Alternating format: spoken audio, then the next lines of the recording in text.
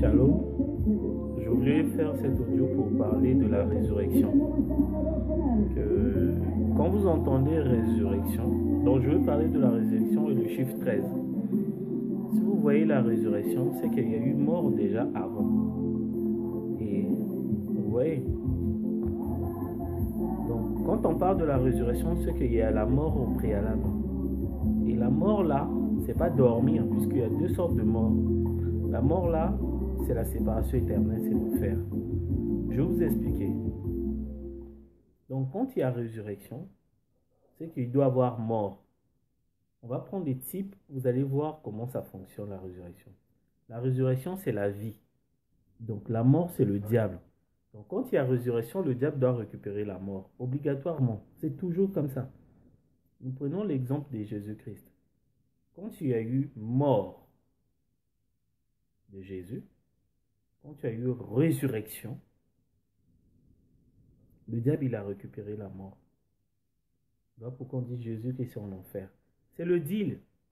Donc Dieu doit prendre la résurrection, la vie, et le diable doit rester avec la mort, qui est l'enfer. Donc quand il y a résurrection, ça veut dire qu'il y a mort, qui est la séparation éternelle. Jésus-Christ, quand il y a eu la résurrection, c'est Dieu qui est ressuscité. C'est Jésus-Christ, le diable, il a pris Jésus-Christ qui était la mort.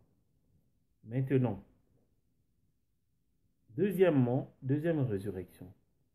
William Branham est né. La naissance de William Branham.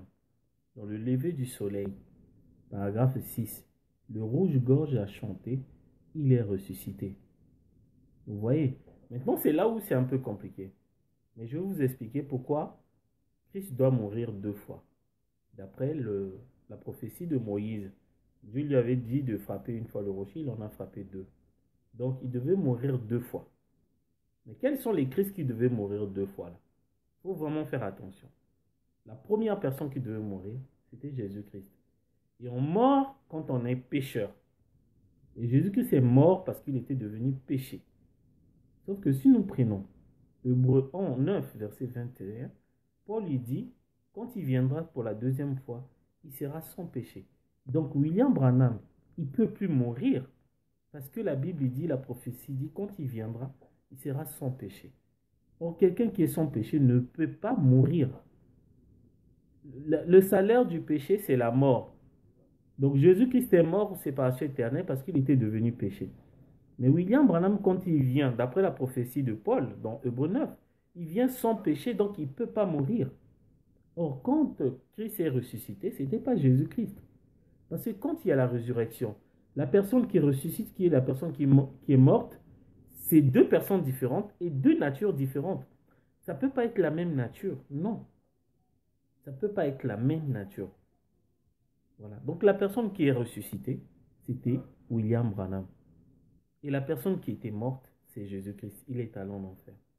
Maintenant, la deuxième résurrection. Parce que Paul, il dit, si nous prenons les Saintes Écritures, vous allez voir, hein, Paul, il dit dans Romains. Paul, il dit dans Romains, si je prends Romains chapitre 6, verset 9, les Saintes Écritures, sachant que Christ ressuscité des morts ne meurt plus. La mort n'a plus de pouvoir sur lui. Amen. Pourquoi Christ ne meurt plus? Mais parce que Paul, il a fait une déclaration dans Hébreux 9, verset 28. Il dit de même que Christ, qui s'est offert une seule fois pour porter les péchés de plusieurs. Donc Jésus-Christ, il a porté les péchés. Or, le salaire du péché, c'est la mort. Il est mort. Séparation éternelle, pas dormir. Apparaîtra, la seconde venue, sans péché une seconde. Ils attendent pour leur salut. Donc, pour la seconde fois, il viendra sans péché. Si vous dites que William Branham est la seconde venue, il ne peut pas avoir le péché. Les lifocos du ciel, ils disent que non, c'est la seconde venue, tout le monde. Que William Branham, c'est la seconde venue. Mais la prophétie dit que non, il ne peut plus avoir le péché. Il peut plus avoir, donc, il arrêtera pour la seconde fois sans péché. Or, le même Paul, là je reste dans la Bible, il dit le salaire du péché, c'est la mort. Donc, si tu as le péché, tu dois mourir obligatoirement. Voilà notre corps, là, c'est ça qui va mourir. Donc William Branham ne peut plus mourir parce que le Christ est ressuscité ne meurt plus. Or, la seconde venue, il vient sans péché. Or, tant que tu n'as pas de péché, tu ne peux pas mourir. Donc, il y a des gens qui disent que non, il est mort le 18 décembre, mais ce sont des gens qui n'ont jamais compris le message. Christ ressuscité ne meurt plus. La seconde venue, il vient sans péché. Il ne peut plus mourir puisqu'il n'a plus de salaire. Jésus-Christ, il en a déjà payé. Le Christ qui mort pour la première fois, c'est Jésus-Christ. Il a payé ce prix-là. Donc, pour la deuxième fois, il ne peut plus mourir. Maintenant, quand il y a résurrection, il y a toujours la mort. Donc, la séparation éternelle. William Branham, la naissance, le rouge-gorge a crié. Il a chanté, il est ressuscité, il est ressuscité. Ah bon? Mais c'était la mort, c'était quoi? Puisqu'il était déjà ressuscité là. Mais qu'est-ce qui correspondait à la résurrection là? Quelle est la mort qui correspondait à la naissance de William Branham, qui correspond à la résurrection? C'était, si nous prenons les Saintes Écritures, Jean 4, 12, verset 24. C'était le grain de blé, la parole qui était plantée pendant les âges, pendant 2000 ans. Ça a traversé. Vous voyez le plan de blé? Voilà. La deuxième mort, c'était ça. La première mort, c'était Jésus-Christ. Sur la croix, il a payé. Donc, Christ est ressuscité. Et le Christ est ressuscité, d'après Romains 6, 9, ne peut plus mourir. Maintenant, la deuxième mort, c'est la sémence qui est le grain de blé. Donc, le grain de blé, là, doit d'abord pourrir, mourir. Vous voyez comment ça passe? Je vous explique comment ça passe la résurrection. Il y a quelque chose qui doit d'abord mourir avant que ça ressuscite. Donc, la deuxième mort, c'est le grain de blé qui est planté pour pondre. Maintenant, la vie remonte. Donc, avant que ça pousse, le grain de blé là doit d'abord mourir. Et ça doit pousser. La tige, on doit passer par Luther, on va passer par Wesley, on passe par Calvin, on passe par William Bott de l'Armée du Salut, et on passe par tous les pentecôtistes. Maintenant, à la naissance de William Branham, c'était 1906, les Oral Roberts n'étaient pas encore là. Or, tout le grain de blé là doivent pourrir, doivent mourir. Donc, ça veut dire que le diable doit récupérer tout, depuis Paul jusqu'au pentecôtiste William Branham. Parce que William Branham était l'ange pentecôtiste. Il était l'ange de la Odyssée. Donc, il y avait son message aussi, tant qu'il était sur terre. Le grain de blé n'était pas encore mûr, hein, puisque c'était encore l'âge pentecôtiste. Donc, le diable doit récupérer tout ça là, pour qu'il y ait la résurrection qui est le blé. Donc, la balle qui est le pentecôtisme doit aussi tomber. Le diable doit tout récupérer. Maintenant, la résurrection a eu quand? Les gens ils disent que à la naissance de William Branham, oui, je crois. Mais sauf que Christ, il vient 3 fois. William Branham, d'après la prophétie de Jésus, il devait d'abord être avec nous et en nous. La finalité de William Branham, ce n'était pas juste de prêcher à Jeffersonville. Non, le trajet n'était pas fini. La colonne de feu doit se retrouver dans l'épouse. Voilà la résurrection. Tant que le Saint-Esprit n'est pas dans l'épouse, ce n'est pas encore fini. Donc William Branham, en tant que l'ange pentecôtiste, il est dans le même groupe que les Oral Roberts et les Billy Graham ici. Vous voyez, il a prêché le même message que Paul. Il a dit, j'ai prêché comme Paul. Donc c'était ça. Tout ça là. Mais la résurrection, c'est le grain de blé. Or, le grain de blé, il faut qu'on dépasse le message pentecôtiste. Donc, on dépasse l'âge pentecôtiste de 1906 à 1977. Voilà l'âge pentecôtiste. Il y avait William Branham. Voilà pourquoi vous allez voir William Branham, il avait 2 messages. Élie de Malachie 4, il a 2 messages. D'abord, restaurer les dents. Ce qui a permis à Billy Graham et Oral Roberts de prêcher. C'est grâce à William Branham. En plus, révéler les mystères. Ça, c'est un autre âge. Voilà la résurrection. C'est quand il sera dans l'épouse. Vous voyez? Et nous, on sera les témoins de cette résurrection. Que William Branham est dans l'épouse, on va aller prêcher ça. Que le Saint-Esprit est dans l'épouse. Mais si je dis, mais si le Saint-Esprit est dans l'épouse, mais maintenant, pourquoi je dis que non à la naissance de William Branham, malgré la résurrection, il n'y a pas eu la résurrection des morts en Christ? Il n'y a jamais eu la résurrection. Alors que quand il y a résurrection, les morts en Christ doivent être ressuscités. Au temps de Jésus, quand il y a eu résurrection, les morts en Christ sont ressuscités. À la naissance de William Branham, les morts en Christ n'étaient pas encore ressuscités. Pourquoi? Parce qu'il était encore Emmanuel, Christ avec nous. D'après la prophétie de Jésus, il dit, dans peu de temps, le monde ne me verra plus. Mais vous, vous me verrez, car je serai avec vous. Ça, c'est la naissance de William Branham. Et en vous, c'est ça, là où, quand il sera en nous, pendant le millénium, c'est là où il y aura la résurrection des morts en Christ. Donc, ça veut dire que tout ça là, le diable, il a déjà récupéré. Tout ça là de Paul, jusqu'au message de William Branham. Une partie du message de William Branham sera une dénomination. Vous voyez? Donc, la mort a eu il y a 2000 ans et la résurrection a eu après 2000 ans. Quand on a dépassé l'âge pentecôtiste, c'est ce que nous vivons. Vous voyez? Maintenant, en nous, pour qu'il y ait la résurrection d'après Apocalypse 20, on doit d'abord mourir, faire mourir notre vie sale. Donc le diable va récupérer. Quand il y a la mort, c'est que le diable récupère. Et la résurrection, c'est Dieu. Vous voyez la part de choses, chacun dans son camp. Dieu est dans la résurrection et le diable est dans la mort. Il récupère toujours. Jésus-Christ est mort, oui, le diable l'a récupéré et la résurrection, c'était Dieu lui-même. Voilà. C'était William Branham, voilà pourquoi on n'arrivait pas à le reconnaître. Donc pendant les âges, la parole a été plantée et quand on arrive à la résurrection pendant le millénium, tout ça là, le diable récupère, c'est mort, devenu cabote. Vous voyez? Pareil aussi pour notre vie. Donc quand on reçoit le Saint-Esprit, on doit d'abord faire mourir les anciennes vies là, pour avoir le Saint-Esprit. Pour les croyants, donc faire mourir la mondanité. Donc pour les croyants, la mondanité, ce sont les églises. Donc si vous sortez dans les églises, d'après la prophétie d'Apocalypse 3:20, vous avez le Saint-Esprit. Voilà la résurrection. Quand tu as le Saint-Esprit, c'est ça la résurrection. Donc, la mort, le monde, le diable récupère. Pour des gens, des païens, leur mort, c'est leur ancienne vie, là, les vies des sorties de boîte, de boire. Il faut d'abord faire mourir ça, le diable va récupérer ça. Ensuite, il y aura la résurrection qui est le Saint-Esprit, qui est la vie éternelle en vous. Ça marche toujours comme ça, la résurrection, le principe est le même. Il doit y avoir d'abord mort avant qu'il y ait la résurrection. Et quand il y a la résurrection, le diable récupère la mort. Et Dieu, c'est la vie qui est la résurrection. Et on a vu ça avec William Branham, on a vu ça avec Jésus-Christ. Voilà pourquoi on vous dit que si Jésus-Christ est mort, qu'il y a eu la résurrection, c'est que Jésus-Christ est en enfer. Parce que le diable récupère toujours là où il y a la mort.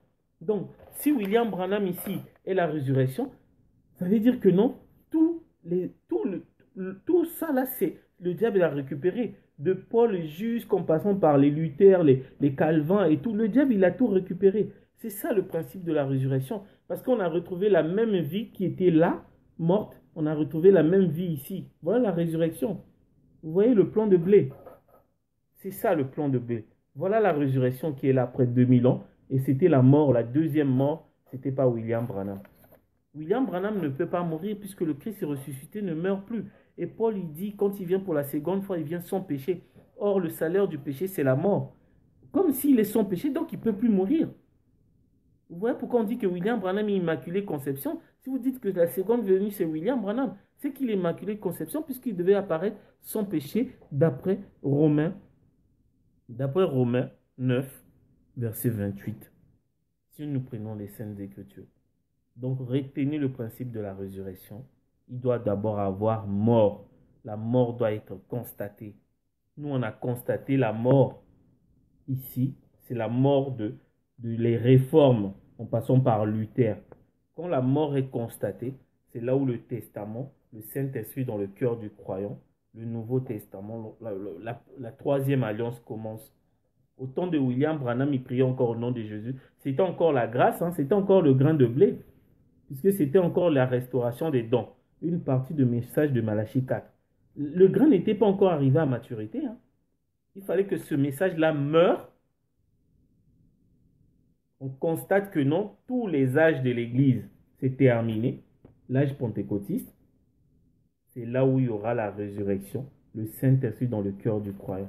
Donc nous, aujourd'hui, on est les témoins de la résurrection parce que grâce au Saint-Esprit que Dieu nous a donné, pas seulement à moi, à plusieurs frères et sœurs, on arrive à expliquer ça pour montrer aux gens que le Saint-Esprit est déjà venu. Le Saint-Esprit est venu. Et il y a eu la résurrection des morts. Parce que quand il y a la résurrection, il doit y avoir toujours la résurrection des morts. Obligatoire. Donc quand il y a le Saint-Esprit là, ça veut dire que la résurrection des morts, c'est là. Ce n'est pas la naissance de William Branham. C'est ni à la nuée parce que c'était encore les âges de l'Église. C'était encore le message pentecôtiste. Donc pour que la mort, le testament rentre en vigueur, il faut que la mort du testateur, donc la mort de la sémence, tout donc de Paul, Irénée, Martin, Colomban, tout ça là doit être constaté. Et le diable récupère ça. C'est ce qu'on appelle le christianisme. William Branham faisait partie du christianisme parce qu'il était messager de l'âge de la Odyssée. Le christianisme, c'est tous les âges, les 7 âges de l'Église. Sauf qu'au-delà, il y a l'âge de l'épouse. C'est là où il y a la résurrection. C'est là où il y a le venu du royaume. C'est là où les morts en Christ se ressuscitent. Vous voyez. Et quand il y a la résurrection, il y a les conséquences. C'est que la bête aussi vient. Le diable aussi vient être couronné. Donc le couronnement de Dieu, c'est le Saint-Esprit dans le cœur du croyant. Et le couronnement du diable, il va s'incarner dans un homme qui était mort il y a. Donc le diable va s'incarner 2 fois même. Donc le diable va s'incarner en Jésus-Christ parce qu'il est devenu péché. Il va s'incarner aussi dans la parole, la marque de la bête. Parce qu'il a récupéré tout ça. Il va s'incarner dans la parole de Luther, la parole de Wesley, de Calvin et tout, une partie du message de William Branham. Oui, le diable s'est incarné aussi, parce que c'était le message pentecôtiste, la restauration des dons. Sauf que révéler les mystères, c'était l'âge de l'épouse. Là, le diable, ça pourrait jamais être une dénomination. Vous voyez, le diable est malin, hein, ne jouez pas avec lui. Donc, il a tout pris, tout ça. Ce message-là, que les réformateurs ont laissé, lui, il a tout récupéré. Et maintenant, à la résurrection, quand le Saint-Esprit est venu en 1977, à la fin de l'âge pentecôtiste, puisque ça devait commencer de 1906 en 1976, donc 70 ans, donc en 1977, la venue du royaume, le Saint-Esprit dans le cœur du croyant, et voilà pourquoi il y a eu la résurrection des morts, et le diable, il a récupéré tout ce que je vous ai montré. Maintenant, je vais parler du chiffre 13. Sauf que les conséquences du millénium, le diable aussi vient. Donc Dieu est couronné dans le cœur du croyant, parce que c'est le cœur du croyant, c'est le trône. Le diable aussi est couronné.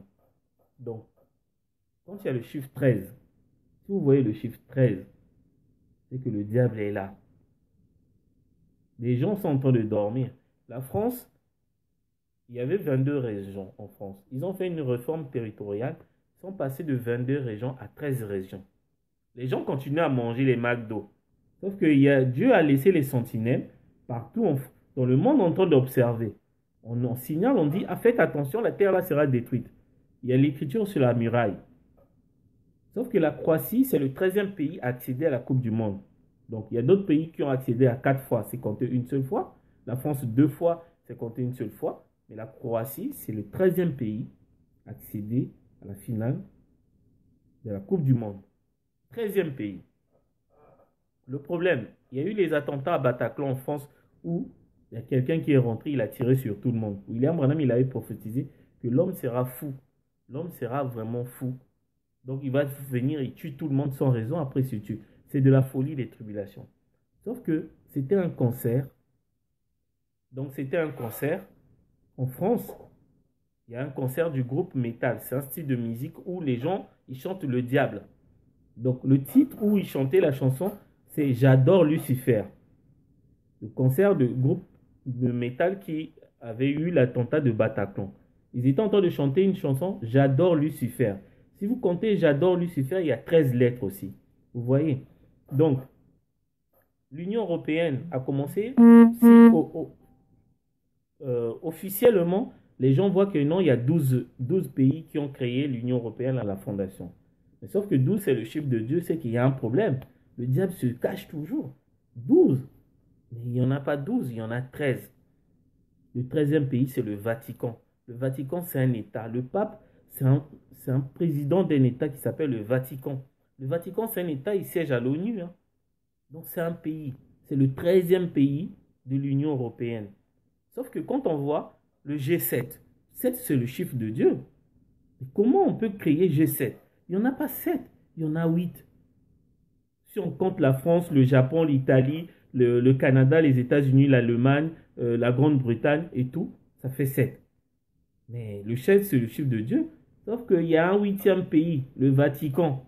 Le Vatican est dans le G7, donc c'est pas 7, c'est 8. C'est la bête à 8 têtes, donc 7 égale à 8. D'après Apocalypse 17, verset 11. Donc il y avait 7, et puis il y avait un huitième roi.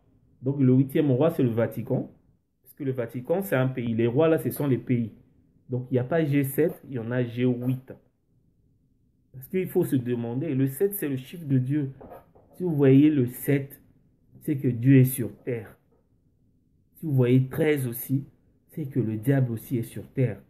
Il y a le diable et Dieu sur terre. Vous voyez, les États-Unis, j'ai parlé de billets de 1 dollar.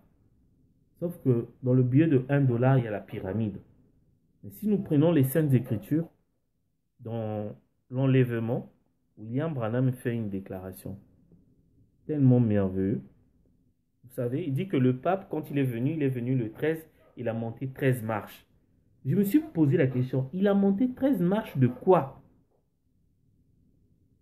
Alors, quand j'ai regardé le billet de 1 dollar, la pyramide a 13 marches. Il y a 13 marches sur la pyramide de 1 dollar, vous pouvez compter. Et quand j'ai lié ça avec l'écriture de William Branham, dans l'enlèvement, là il parle, dans l'enlèvement là, paragraphe 61, 61. Donc on vous dit, et comme le pape commençait sa tournée par ici, la lune s'obscurcit, ils prirent des photographies et c'était pareil à ce qui avait été dessiné là-bas sur la plateforme.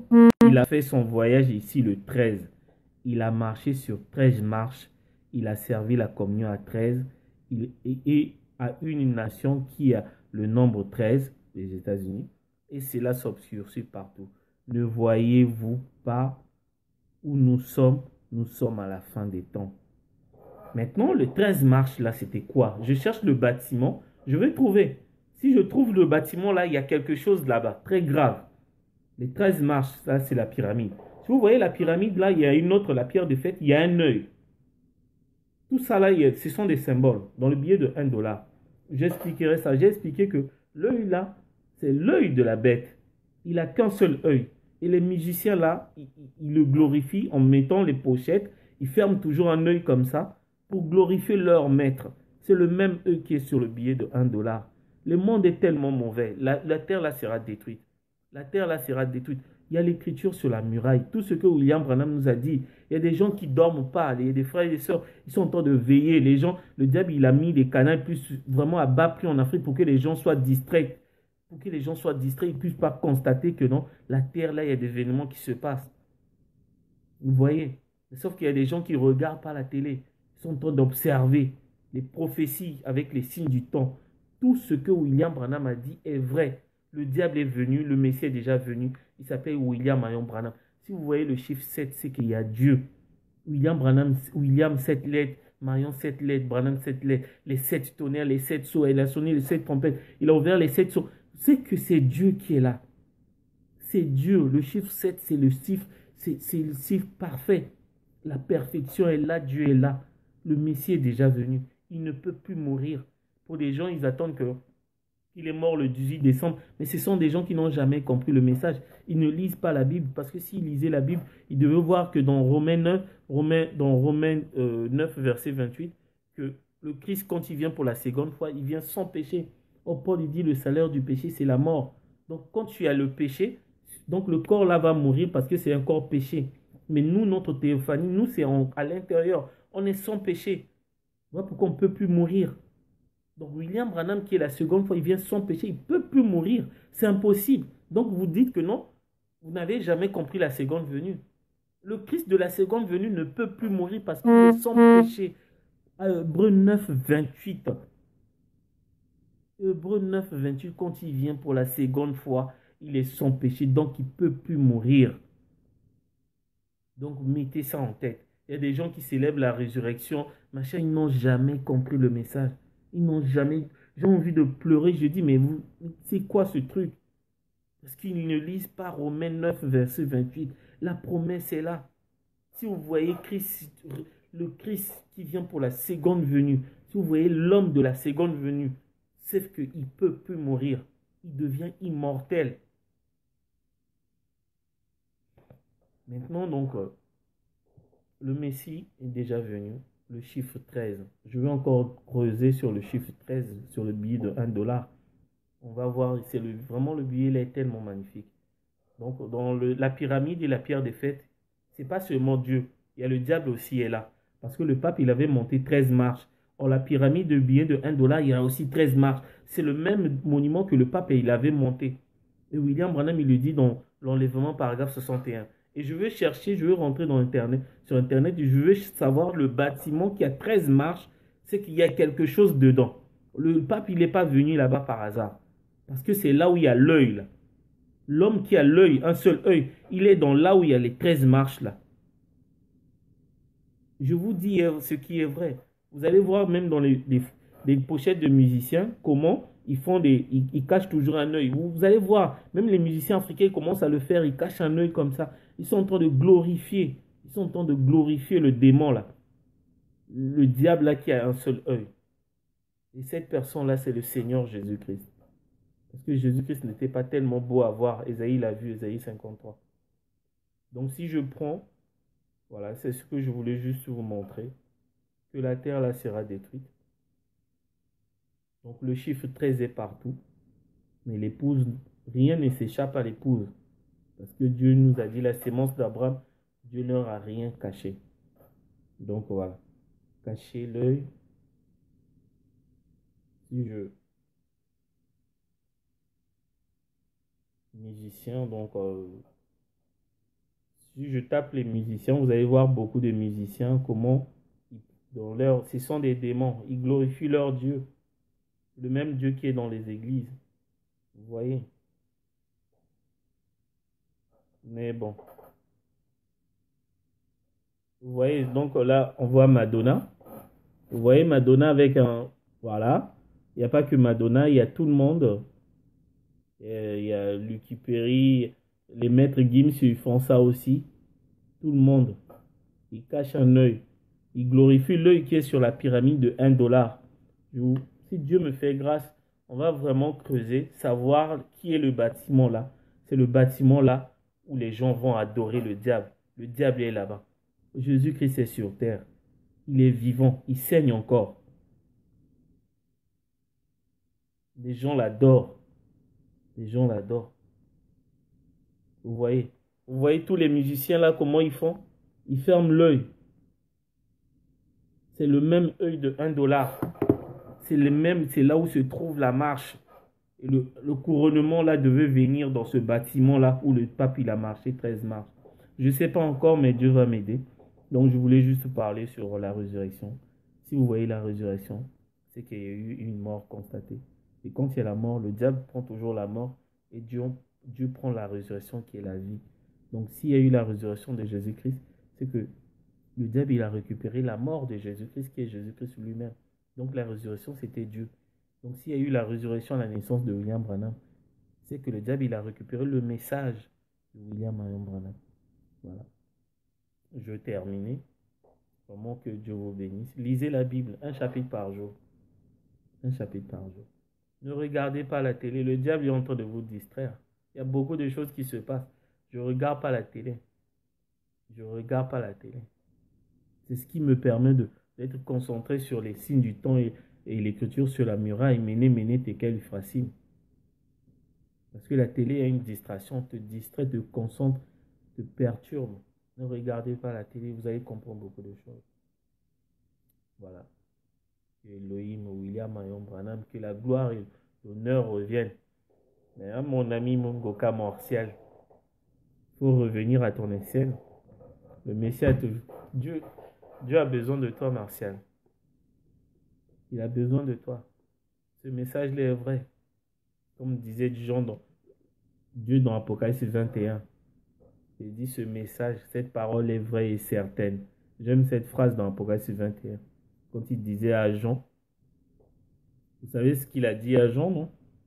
Et cette parole est vraie et certaine. C'est tellement merveilleux. Mais bon, il a dit à Jean, cette parole est vraie et certaine. Je vais lire juste ça. Apocalypse. Il dit Apocalypse 21, verset 5. Et celui qui était assis sur le trône dit, voici, je fais toutes choses nouvelles. Et il dit, écris, car ces paroles sont certaines et véritables. Ce que on est en train de dire, elle est certaine et véritable. On n'est pas nombreux. On n'a pas d'église. Parce que le diable, il a tout récupéré. Quand il y a la résurrection, c'est que le diable, il a récupéré la mondanité. La mondanité, ce sont les églises. Et dans tout le christianisme, toutes les religions, il a tout récupéré. Et Dieu s'est ressuscité en nous. Ouais. Et c'est cette résurrection-là que nous sommes en train de témoigner. On est les témoins de la résurrection. Pas la naissance de William Branham, non. La naissance de William Branham, Dieu était avec nous. On est le témoin de la résurrection quand Dieu est en nous. Voilà la résurrection. Voilà là où il y a eu les morts en Christ. Vous savez que la résurrection, les morts en Christ sont ressuscités au moment où Jésus était encore sur la croix. Ils n'ont pas attendu 3 jours. Mais qu'est-ce qui a été ressuscité? Ce n'était pas Jésus-Christ. Puisque Jésus, dans Matthieu 27, on dit qu'il cria d'une voix forte, il se put s'ouvrir. C'est ça la résurrection. Quand les tombeaux s'ouvrirent, c'est ça la résurrection. Mais Jésus-Christ est encore sur la croix. Or, il ne peut pas y avoir résurrection. Il ne peut pas y avoir résurrection des morts sans que le Christ soit ressuscité. Mais quel était le Christ ressuscité? C'était la colonne de feu. La Bible dit dans Matthieu 27 que le voile s'est déchiré. Quand le voile s'est déchiré, la colonne de feu a quitté Jésus. Il a crié Élie, Élie, lama sabachthani. Mon Dieu, pourquoi m'as-tu abandonné? Voilà la résurrection. Parce que Dieu l'a abandonné. Et c'est ce que Jésus a permis que les morts puissent se ressusciter. Mais Jésus était encore sur la croix puisque les tombeaux étaient ouverts. Vous voyez? Est-ce que j'ai parlé de ça, de la résurrection? Les tombeaux, ils étaient ouverts. Les Abraham sont ressuscités. Jésus-Christ est encore sur la croix. Mais comment ils sont ressuscités alors qu'il était encore sur la croix? Alors qu'on devait, d'abord, Paul il dit, s'il n'y avait pas la résurrection de Christ, les morts en Christ ne devaient pas être ressuscités. Mais quel est ce Christ qui est ressuscité, sachant que Jésus était encore sur la croix? C'est la colonne de feu. Voilà. Vous savez que Jésus-Christ, les morts sont... Lisez Matthieu 27, vous allez voir. Jésus-Christ était encore sur la croix, les morts sont ressuscités. Ils étaient ressuscités. Hein? Les Abraham n'ont pas attendu Jésus-Christ pour être ressuscité.